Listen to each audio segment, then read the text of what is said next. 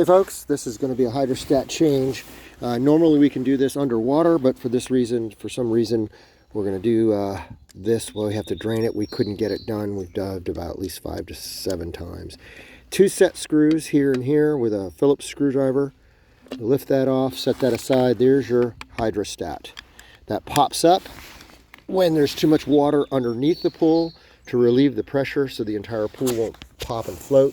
This is the new hydrostat. It's a Hayward hydrostat.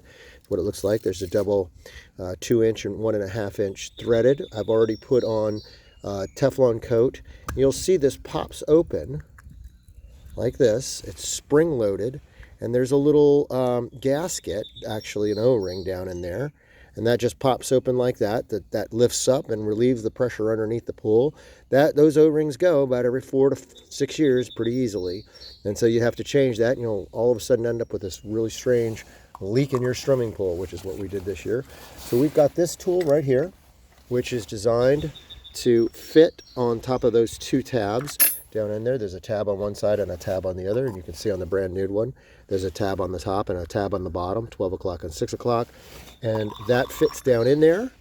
And then if worse comes to worse, we can use the old channel locks, or we can just destroy the top and reach in with a pair of long needle nose pliers or a double screwdriver crisscrossed and unscrew it and screw the new one in. So stand by on this. So in this situation, you can see that the gasket has broken, and that's what was causing the pool to drain. So we just pull this top out because the nibs for our beautiful tool are just wore off. And so that's why we couldn't pop it out. So we're going to lift off the lid and we're going to use the double screwdriver method. Stand by. All right, folks. So in this situation, we're going to use our needle nose pliers, long needle nose extended pliers. I've pried out that centerpiece, and there we go. We got it. So she's working for us now. And we go. These are invaluable. I love these long needle nose pliers. Really good. There we go.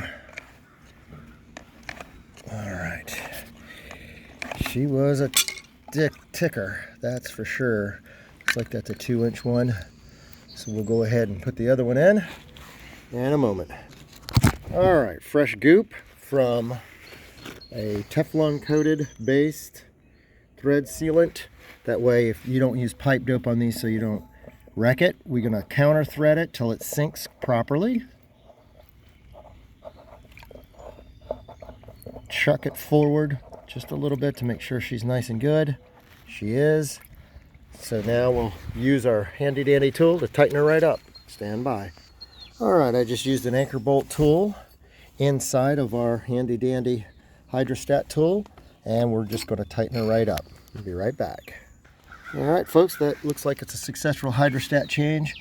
Got that lid on it. She's seated correctly. Make sure she's seated correctly because we went through all this. Put your main drain lid back on, fill her up, and she's good to go.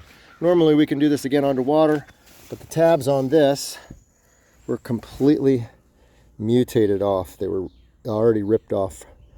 So I don't know what happened before, but anyways, we got her done. All right, thanks guys, appreciate it.